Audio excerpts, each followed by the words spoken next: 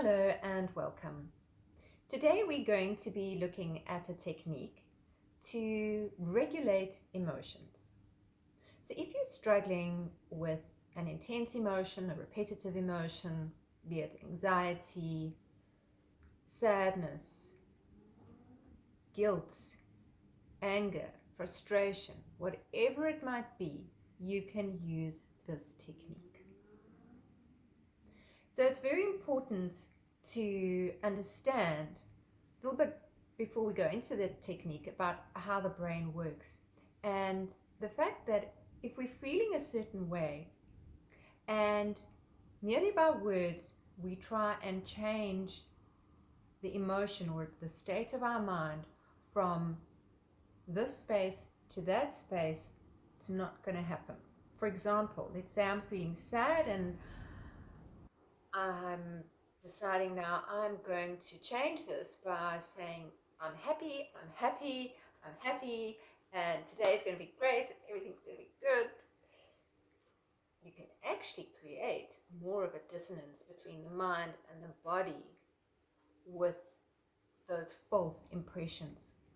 Because what happens is the brain then starts correlating the emotion of sadness with the words of happy, feeling good, great, good day. And we don't want that. We don't want the two to be on the same level. So it's important to acknowledge where we are, what we're feeling, but it's also important to then look forward and say, well, what do I want instead? And also know, why do I want that? It's a very important part of the puzzle. Okay, so let's piece this all together. So I'm going to take the emotion of sadness, and we're going to use the golden phrase, even though. Those two words are two words to remember. And you start the statement with even though. Even though I am feeling, and you put your feeling in, even though I'm feeling sad, I choose, so it's in affirmative language, I choose to transform this emotion of sadness into happiness, because when I'm happy, I'm just a nicer person to be around. When I'm happy, I work better. When I'm happy, I can get more done. When I'm happy, I feel like doing things. I'm energized. When I'm happy, etc., etc. You get the picture. So very important to use present time solution-based language. So you want to stay away from words like want to, would like to, going to, because those are all future-based and we need it to be present time. Even though is what you start with, you fill in your emotion, you then fill in what you would rather feel, and you give the reason. The reason must not be an outside prescribed reason, what you think you should be feeling. It really must be something that's true to you, because then this is going to start working. And you can use this technique for any little charge that comes up in the day.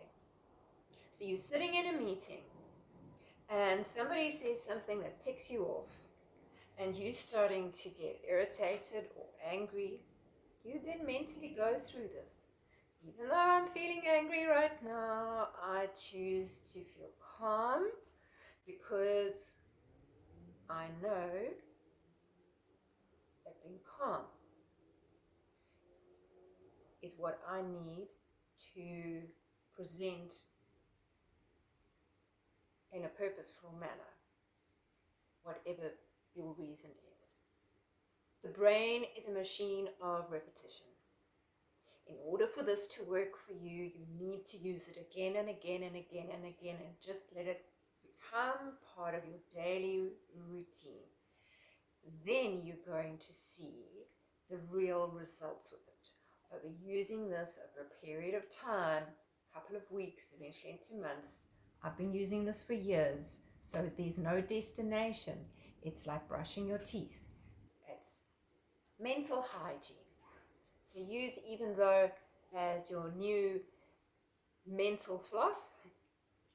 And if you would like more of these emotional regulation tools, I've compiled the best, most successful techniques that have come up for me in sessions over the past 20 years with individuals.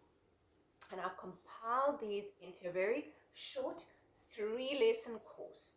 So it's quick, it's to the point, and it gives you information, techniques such as this one that you can use on the go, you can start using immediately, and that will transform your life. If you'd like to know more about the course, there is information in the post below.